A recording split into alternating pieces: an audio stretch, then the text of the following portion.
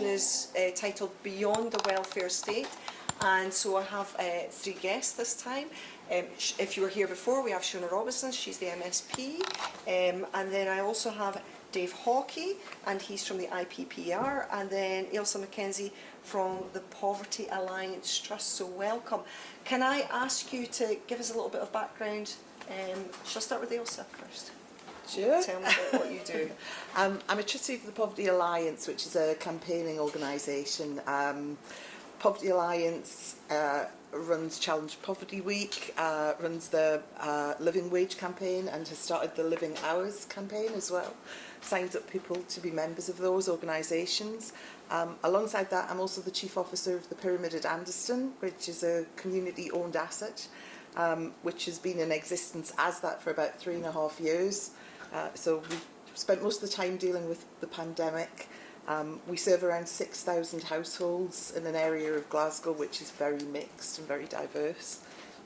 Delighted Fabulous. to be here. Thank you for coming. Thank you for joining us. And Dave, can you tell us a bit about your background? Yeah, sure. I'm from the Institute for Public Policy Research in Scotland.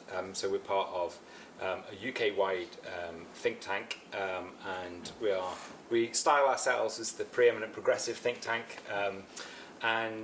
So we have sort of a number of work streams across quite a diverse array of issues, from net zero through migration, but also social security and inequality. In Scotland, we've been working on ideas and options around the minimum income guarantee that Shona mentioned earlier. So thinking about sort of reforms to the social security system, but also the role of fair work and universal services rather than necessarily universal basic income, as providing a sort of a stable foundation, so a floor below which people wouldn't be able to fall. Great. So we've got 3 big ideas, for this topic as well. So we've got universal basic income, universal basic services as well. I'll maybe couple them together. And then a job guarantee. Both me and Cameron have worked on a paper for that as well. And yes, can you talk a little bit more towards these ideas? Do you want to add something to that? Sure. So I think so. A universal basic income. I think as sort of Shona sort of discussed earlier, that there are sort of various different kind of permutations and parameters, and you can kind of get down.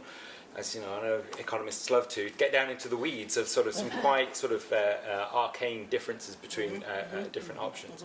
But I think it's worth sort of stepping back at the moment and sort of thinking about this in terms of sort of the principles that this kind of suite of policies is aiming to achieve. So we have at the moment a situation where inflation has exacerbated a cost of living crisis. It's not the sort of the origin or the basis of the cost of living crisis. The cost of living crisis has a much deeper root. So one slightly nerdy thing that I've done recently is you can go on Google and you can check for how often a phrase has been used in sort of different sort of corpuses of English. So if you look in British English, the phrase the cost of living crisis was used sort of in the 1920s, so around the sort of Great Depression, in the post-war period, in the 1960s when we had the devaluation of the pound, in the 1990s when there was the recession, but the latest wave of sort of the use of this phrase picked up in around 2009. So it's something that's come off the back of the financial crisis. And what's really striking about it, though, it's good fun. Go and look on Google and see this. That might be your. My idea of a good time. The use of this phrase has absolutely skyrocketed. So these periods that I mentioned, it sort of came into discourse and it fell out again, but it has absolutely gone through the roof.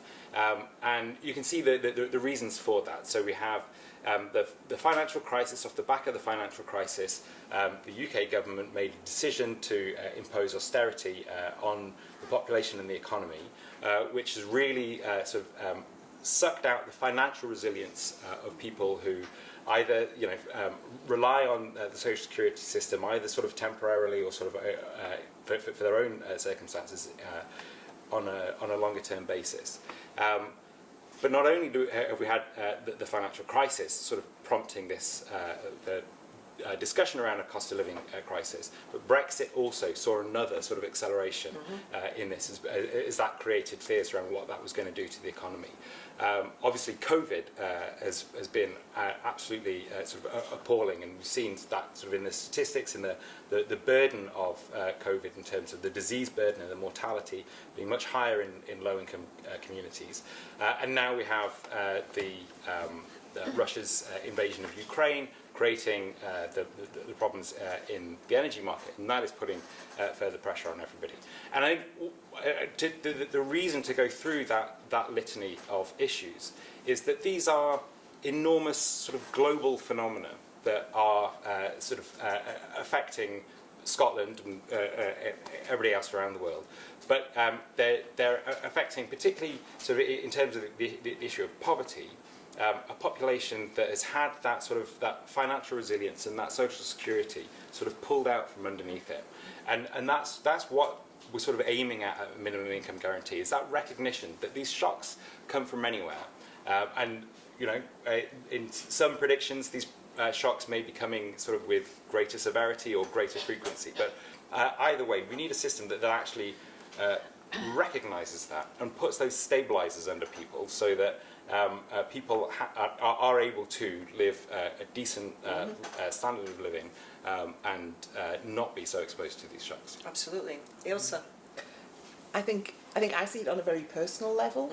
You know, kind of you're talking about the policy level, but I deal with it every day and see it every day, and I think that the people that we work with are in a position now that they've never been in. It was bad before, but a lot of people aren't seeing a way out now. And we're seeing things that I've never seen before from working in this sector for a very long time. I mentioned this to you earlier. One of the people we work with, and she's a volunteer with us, she uses an electric wheelchair. She can't actually leave her house because she can't recharge her wheelchair at the moment. She's got massive energy bills and arrears.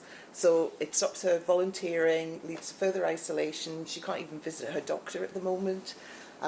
So, you know, we deal with things like that.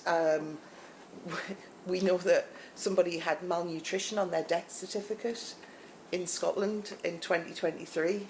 Like, somebody literally starved to death. And these are just the things we're seeing as one organisation. From the point of view of the Poverty Alliance, we're trying to establish, you know, kind of more organisations offering good jobs and secure jobs, because security is really important. You mentioned childcare earlier. Again, you know, kind of it's a low-paid job anyway that's usually taken by women. There's also quite a lot of economic inactivity from people who could be working. Kind of, we see a lot of asylum seekers and refugees in our community who are desperate to work and really could be contributing to the local economy. So I think they're the things that are the big things for me at the moment. Okay, Shona? Yeah, just to add to what Dave and Ailsa have said, first of all, I see it a lot as well. Ailsa, the constituents that come to see me who are in desperate need of support are people being caught in the cost of living crisis who were surviving previously. It might not have been easy, but they were, and a lot of it is like people who are working, so working poor, who are quite often working maybe 2-3 jobs, but it's minimum wage, insecure, all of that, and people are struggling to keep their heads above water now. We have tried as a government to respond to that, and and folk might say, oh, there's always more that can be done. Yes, there is, but within a fixed budget, just to give a bit of context, this last financial year we have put in £3 billion to help low-income families, and we've done that in ways that have tried to be as responsive. So things like Scottish Child Payment, £25 per week per child, is a lifeline for many families. I mean, I can't say it any clearer than that. Absolutely a lifeline. But there are still families who are in the working poor category who won't qualify for that, unfortunately. So other supports, things like the welfare fund through councils, fuel insecurity fund, £20 million, where we've tried through third sector organisations like Citizens Advice to get money and vouchers out to folk who need, like feel like the lady with the electric wheelchair. That's appalling. And things like cash first approaches, so that folk don't have to rely on food banks. Food banks do a good job, but really it's, you know, we want people to have a more dignified ability to go into a supermarket and buy food like any of the rest of us would do. So we've been really trying to support through cash first supports with organisations that are working in communities, but it's, you know, it's never going to be enough. I'm not going to sit here and say that we're able to, as a devolved government, halt that tsunami of all of the things that Dave talked about that have been kind of global shock factors, exacerbated by a UK Tory government that literally crashed the economy, and that's on the backs of the poor that are feeling the impact of those crazy decisions that were made. But you know, we have to do what we can, while I think showing and demonstrating a vision of what things could be like. So in an independent Scotland, there will still be world shocks and global shocks that are going to shake the foundations of economies and impact on people. So putting in place that resilience that doesn't put families' heads under the water is really, really important, and doing that work now, so that we can, with full powers, be able to put our economy and our people on a far more resilient footing is really important work, definitely. Yeah.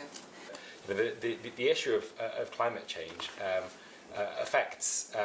It doesn't affect. It's not projected to affect everybody across the world equally, and the sort of the awfulness of climate change is that it's a problem that's mainly created by the rich world, that the poor world will suffer the most. So in some respects, the work to tackle climate change, I think, linking it to sort of global inequality and sort of thinking that is the reason why we need to tackle climate change is really important. But one other thing to say about climate change is that it does create sort of additional challenges for us here in Scotland, and the issues that we're talking about today around poverty and inequality, because whilst a lot of the kinds of measures that we need to tackle climate change over the long run may produce savings, in aggregate they're not forecast to. So a net zero system is going to be, sorry I use the phrase, but is going to be more costly than were we able to carry on with business as usual and somehow turn off the physics of climate change, so that we didn't actually suffer those problems. So that is something that we actually have to be upfront about and confront. And in this context, it's particularly difficult because we've made a lot of progress in climate change addressing the electricity system, but we've not made as much progress addressing our buildings and our transport system. And they have particularly difficult challenges when it comes to inequality. So the Commission on Climate Change thinks that decarbonising transport is going to save money, whereas decarbonising heating overall is going to actually increase the costs of living in a warm home. So there are cases in which perhaps your bills might fall, but the investment that you've needed to make in the insulation and the heating system overall put costs up. And why that's important when we're thinking about poverty and inequality is that low-income people spend a much higher proportion of their income on staying in a warm home, whereas it's families who have higher incomes who spend a lot of their money on transport. So you've got this sort of perverse system that the balance of who's making costs and who's making savings is actually the opposite of what we need to see. So that's something that I think we're sort of in the foothills of being able to understand and address that.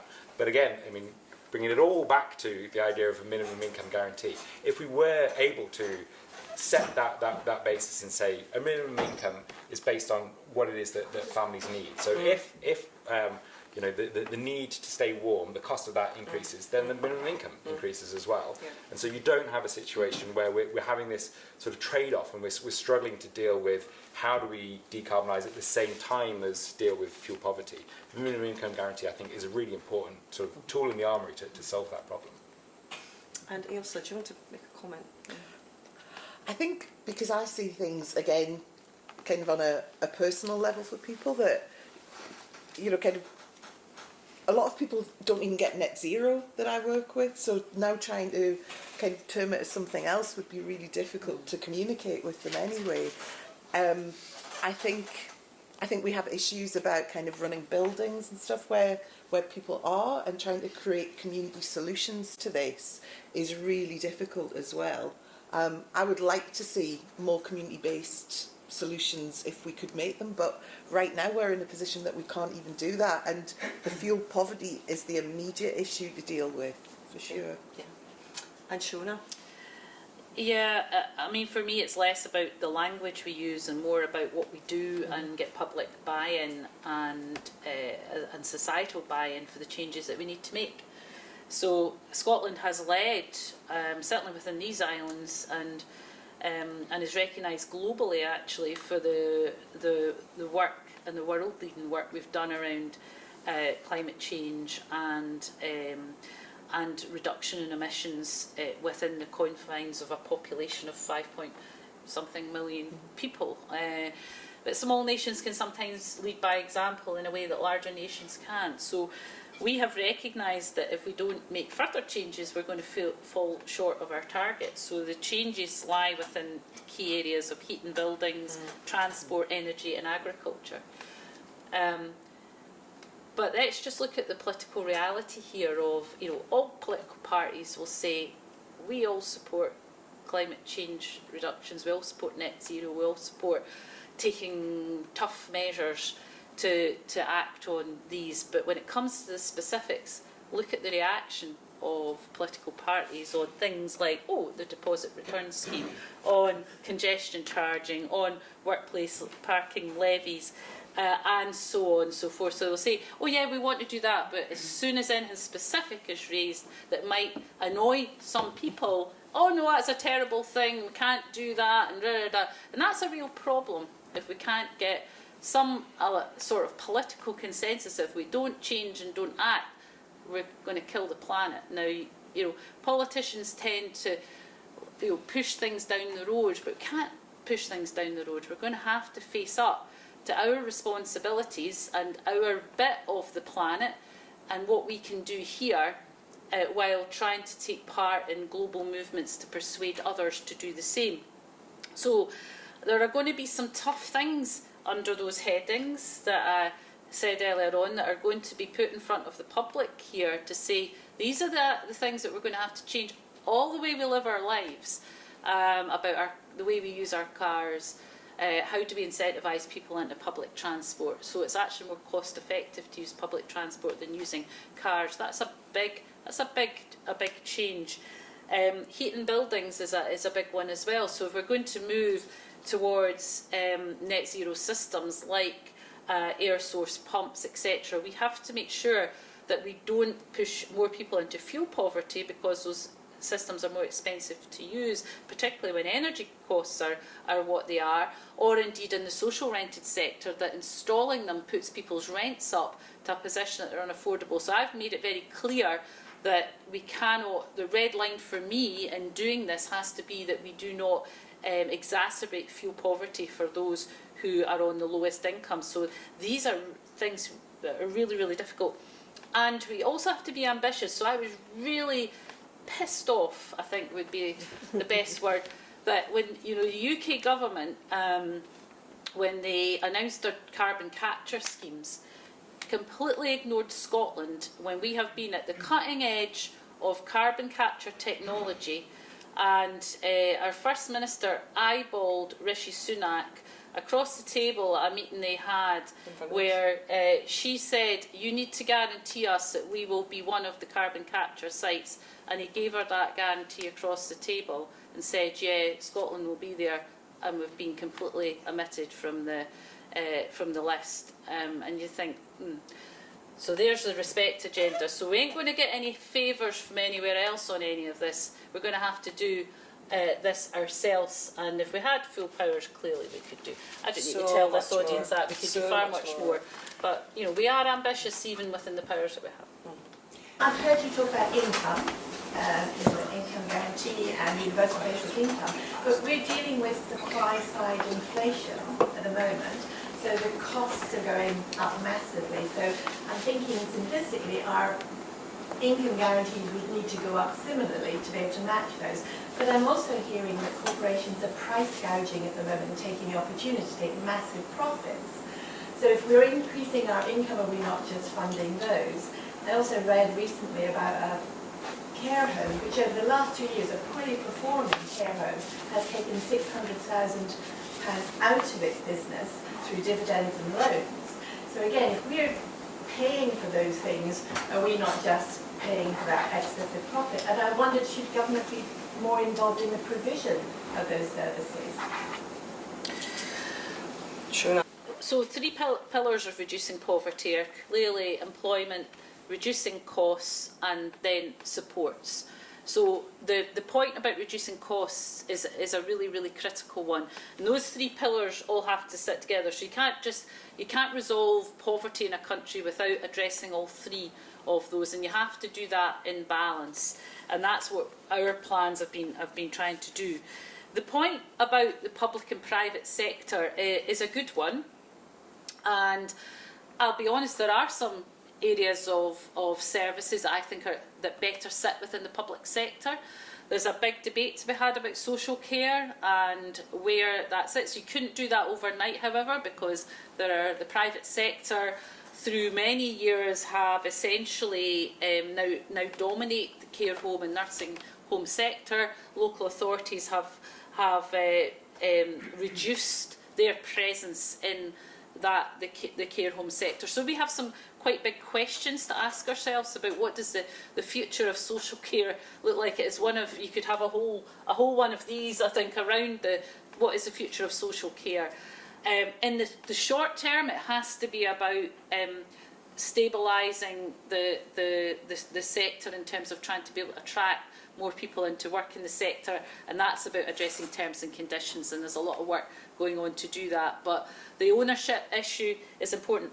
I actually yesterday saw a report that I thought was also very interesting about how corporations in the UK have responded to the cost of living crisis, and it was quite interesting about the whole thing about wage inflation, and that the message to the unions and the workforce is don't ask for too much because wage inflation will blah blah blah.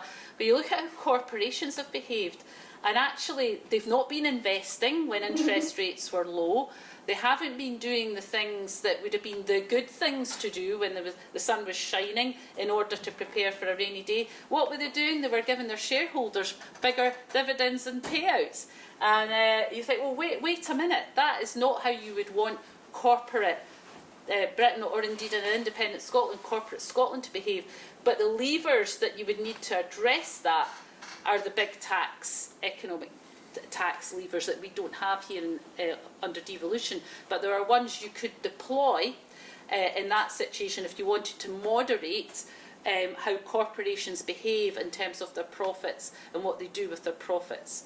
And the lack of productivity in the UK is a huge issue when you compare the rates of corporation tax that they pay compared to other countries are quite low, but their investment is much lower as well.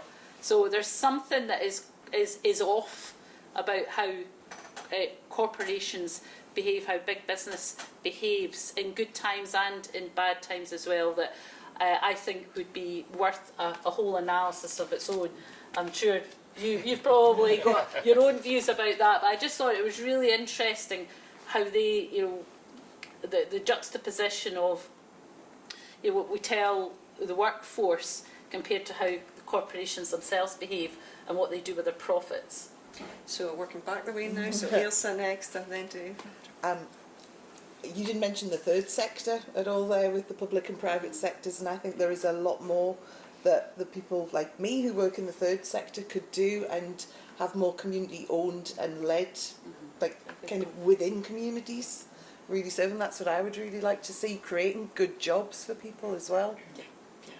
And Dave, do you want to add? So I don't think you were doing this, but I think it is just important just to make sure that when we're thinking about sort of minimum income and social security, we separate that from the litany of problems that you sort of alluded to and that Shona was pointing out there.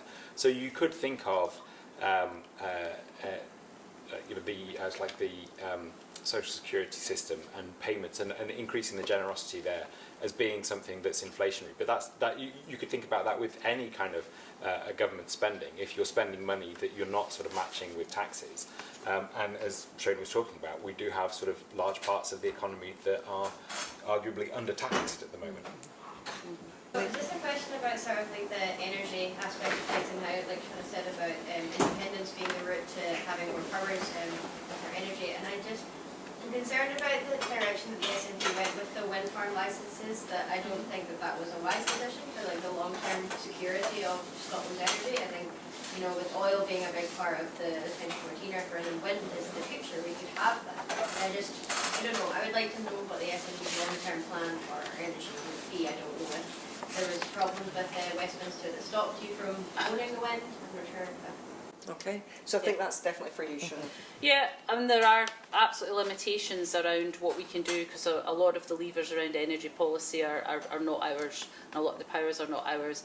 But what I could say to you though is we were looking at what the expected revenue is going to be from ScotWind and what's coming down the line in terms of INTOG, which is the Innovation and Targeted Oil and Gas Leasing, which is going to generate significant revenues for the Scottish budget over the next few years. So I think we probably did the best we could within the limitations we have to make sure that we were going to get revenues for the Scottish budget, even under a devolved context. And when you look at what's happening with the Scottish budget over the next 2 to 3 years, with the potential lack of consequentials, a little bit better next year, it's terrible this year, but the uncertainty around that and the pressures of inflation, we don't know where inflation is going to go. It was predicted to start to come down, but it then went back up, all of which reduces the spending power of every pound that we have within the Scottish budget, and that's huge. So those uncertainties, having that revenue stream from ScotWind is going to be really, really important. So looking to the future, is there more potential there? Of course there is, but I think the best scenario, we did the best we could within the levers that we have, and those revenues, and the INTOG as well is going to become really quite important in the future.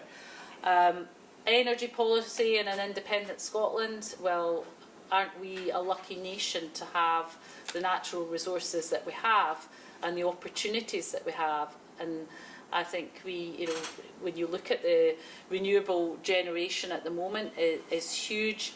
But there we also have the killer blow of how much of the tax revenues raised in Scotland are going to have to go into that absolutely deep hole of paying for a whole new generation of nuclear power stations, which are hugely expensive. But the UK government at the moment, the current one anyway, seems wedded to investing in nuclear power, and that's going to drain resources. And the danger for us as well is that they put renewables on the back burner, because it's a token kind of, they talk the language of being in favour of renewables, but all of their actions go against prioritising investment in renewable energy. It just does. So they say one thing on the one hand, but they act very differently, and that's a danger for us, a huge danger. I think that also speaks to and reminds me of the mitigations that the Scottish Government have to put in place as well, and those costly mitigations. So coming back to energy, the way that energy costs so much in Scotland in comparison to, say, London, for example, or even across the Channel to our neighbours across the Channel. So, that extra cost in energy is then something that we then have to help people with. It doesn't have to be this way. The dysfunctionality of the infrastructure that we have currently is costly to us. And we have to keep constantly mitigating for it. And that's a real point, because if you look out your window and you see turbines, whether they're offshore or onshore, it makes folk angry that, hang on a minute, we've got all this around us and yet my energy bills are not. and a lot of folk maybe don't even, like, they probably don't know the connections between. We need to make that explicit, that actually it's because, well, first of all, renewable energy is pegged to gas prices, which is crazy.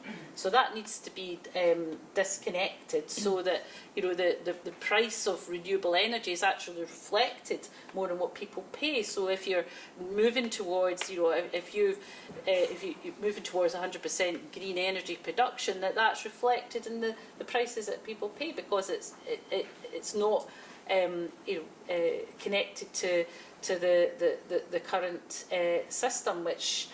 So, but again, unfortunately, these are reserved issues.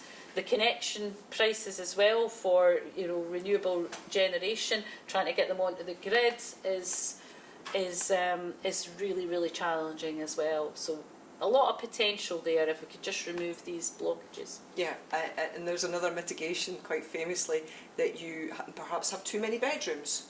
And again, we have to mitigate for that issue as well. The bedroom tax, well, indeed. Yeah, yes. so well, we've we're got spending too much wind, about £80 million a year bedrooms. mitigating the bedroom tax that we could spend on helping people with their food and fuel costs. But yeah. Do you want to add any of that? So I think like sort of partly sort of underpinning that question was that sort of question of ownership, and we do have an energy system which basically has failed, but we don't have an alternative that people are putting in place. So the fact before the need for the energy price guarantee, we had the energy price cap. And that was because the idea that consumers would participate in a market and that would lead to beneficial outcomes just wasn't happening, and you had energy companies just gouging their consumers.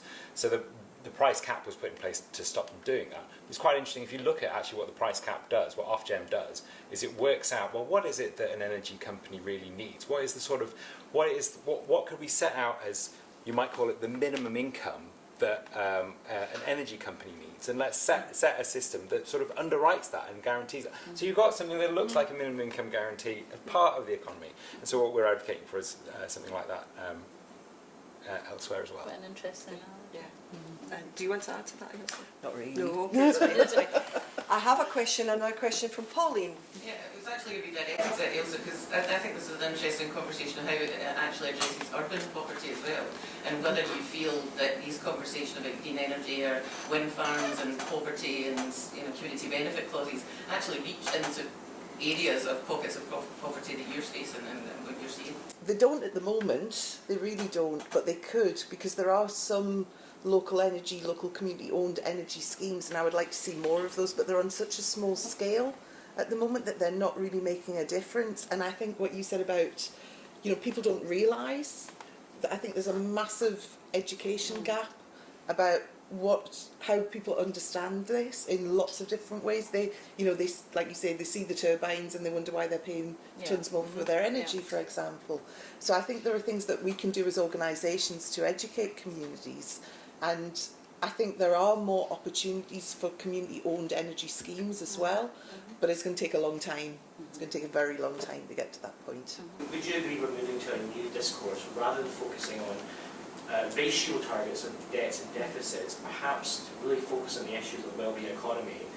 Well, I don't have any sort of strong opinions as to sort of like where that's actually going, but I mean, I think there is something in, not just in Scotland, but sort of, well, globally, that the sort of discourse, coming back to sort of the idea about the language that we use, the discourse around the economy has been shifting from one that sort of emphasised those kind of like, this is going to sound very, very technocratic, but those kind of like, you know, what are the sort of targets and the parameters, and that economic policy is guided by sort of a cold, hard economic logic that, you know, there is no other way, and that has been giving way to, well, that's been giving way because of the sort of, it's created a system that's creaking at the seams. But what comes in its place, I think, is something that does need people to articulate a clear and positive vision, because one way that you could sort of replace that is something that's much more clientelistic, which is something that we might be seeing in parts of the world where you use economic policy to buy off people who are going to vote for you. I mean, sort of arguing that that's something that we're seeing in Scotland, but that is a concern that I think is there in the debate about sort of what the future looks like. So as we're sort of coming out of this period where there was an economic orthodoxy that sort of like set the sort of fixed tram lines from which you could not deviate, what deviating from that sort of orthodoxy looks like, I think there is a job to be done to make sure that happens in a progressive way. Shona. I was just trying to find the quote from John Swinney in his last speech in Parliament as the Deputy First Minister, because it was on the wellbeing economy, and there was a bit that jumped out of me when he was talking about the pandemic. It's been the ultimate lesson why countries need strong, resilient public services, and then he goes on to say about economic prosperity and the revenues it generates are vital to help to fund those services. But he goes on then to say, but traditional measures of economic success, such as GDP, tell us nothing about how well these services are delivered or the contribution that they themselves make to people's lives and livelihoods. Similarly, when it comes to the cost crisis, we know one of the key drivers is the energy market. It's consistently delivered major profits for large energy firms, which will count towards calculations of GDP. But as we are seeing, it's at the expense of affordable prices for most of its customers and fuel poverty for hundreds of thousands. Given the abundance of energy resource in Scotland, that's clearly not working. And then he goes on to say about the need for a new economic model has never been clearer, and that the wellbeing economy is that model, and he cites the OECD as described that means putting people at the centre of economic policy and moving away from the prevailing economic model still clung on to by the UK, which simply aims to grow first, redistribute and clean up later, no matter what the costs. So I think there's beginning to be not just a realisation in a few countries that have signed up to the wellbeing economic model, and New Zealand, Finland, Iceland, Scotland, Wales, and growing numbers. Canada, I think, is the latest. But there's actually, even among organisations like the OECD, a realisation that business as usual and some of the economic models that have not sustained some of the shocks that have come around the world we need to talk about new economic models that recognise that it's not just about GDP, it's about how communities are sustained, that it's about fair work, it's about just transition and not trashing the planet even more, so that we need to spend more on cleaning up the damage that we're still doing. So it really, I think Scotland has an opportunity to contribute towards that debate in a way we can show and tell. We can show what can be done, even with limited powers. But it is going to take some of the big economies to accept that going back to those models of the past are not going to cut it. Can I just do a straw poll, and how do people feel about GDP in the audience? Are we GDP fans or not so much? So I'm delighted that we've got Neil McEnroy in the audience as well, and he put it really in an interesting way. We interviewed him. Economos is our home. Am I right? Yeah. So really, the economy is supposed to work for us and our planet, and we know it's not working for us and our planet. So something is definitely wrong, and we need to do something to fix it. What does a wellbeing economy mean for you? I think it's not actually been nailed down, but I think it's something that we need to agree rather than have sort of one person think, I think it's this and somebody else thinks it's that. Okay, and Ailsa? I think the outcome of it is the eradication of poverty. Yeah.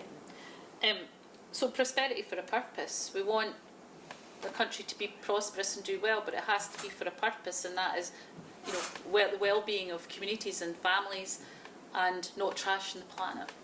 So it's set out, the National Strategy for Economic Transformation brings all these things into a good place. Probably needs a bit of a refocus, but it's got the right pillars, so it's worth having a wee look for more detail of how it's set out in a more coherent way. And I think, just to finish off, I think the COVID pandemic really maybe highlighted to people what prosperity and wealth really are, and Yeah. are they the material things? And I think many people have come to the realisation that that is the wrong path they've been taken for multiple reasons, because that material aspect to life is perhaps not making them as happy as they maybe thought it would. So with that, I'm going to finish off this section.